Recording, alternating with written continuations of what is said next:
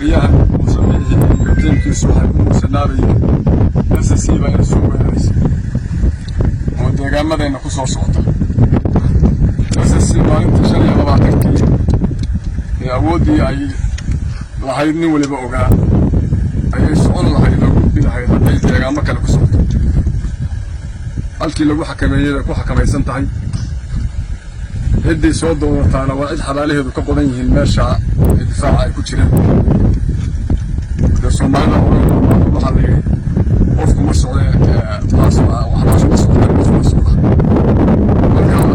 inuu soo doorta waa in xabaashiisu ka qodan tahay halkan weyn ama jeelka weyn la saano bariis ku leh labada nin halka soo aada waa sida ciidamada khaatumo istaad oo Soomaaliya meel kasto ay joogaan waxay ku jiraan heegan buuxa amarkaas ay haystaan kaasayna ku shaqaynayaan dadka shacabka horta tiimka boos musabbix waxa la wiilasha aad ku muusanaabisayna kaahin iyo musabbixiyo ilaa leedin khaatumayna soo weeraysay ku soo dagaal gelinaysa hadeer way nabad qabaan dadkii dhalayna way maqlayaan dadkii wax soo bartay haddii la ku raayahay mustaqbalka Soomaaliya way maqlayaan maanta idin nabad qabaan ay idin joogaan guriyeen ay idin joogaan maanta idin nabad qabaan dadka shacabka ee deegaamada wada degan jiray waxaa loo baahan yahay sida ay nabad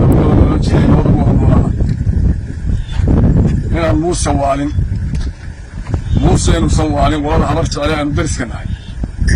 waxaa loo baahan yahay dadka shacabka ah hadeer buu isdhex galaa oo kala socdaay sida ay xoolaha kala soconayaan inay u kala joogaan nabadgelyadooda inay ilaashadaan dhinac walba taasaan ugu baaqaynaa haddii Muuse joogsan waayo oo Muusanowga Musabbixi iyo haddii la ku raayahay ninka leena kaahin ay wadaan ay sidahadaan difaacyada khaatumo soo weerarteen hore baan u sheegnado annagu waxaan diyaarinay gaandariyadii iyo darawaladii fuuli lahaa baabuurta oo sida aad soo iibsay kuwii fuuli lahaa baan diyaarinay intaasaan halkaa kugu soo koobayaa